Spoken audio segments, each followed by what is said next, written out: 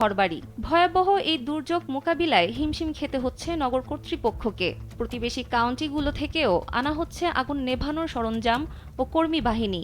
এরপরও বাগে আসছে না দাবানল, দেখা দিয়েছে পানি সংকট। তাই অনেকের মনেই প্রশ্ন, এটি কি সেই আগুনের সূত্রপাত যা মহানবী সাল্লাল্লাহু আলাইহি ওয়াসাল্লাম কিয়ামতের আলামত হিসেবে বর্ণনা করেছিলেন?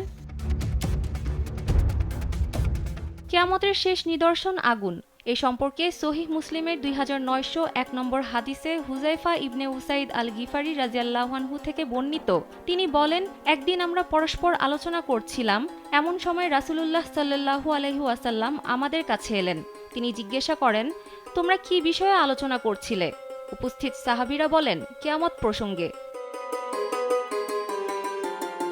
তিনি বলেন, কিয়ামত ওই পর্যন্ত কায়েম হবে না যে পর্যন্ত না তোমরা তার আগে 10টি আলামত দেখতে পাবে।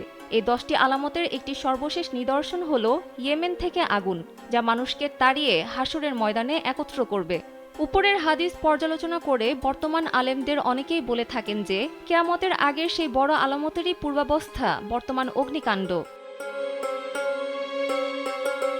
তবে মনে রাখতে হবে, আগুন কেবলমাত্র রান্নার উপকরণ না, কখনো কখনো এটি অপমৃত্যুর কারণ।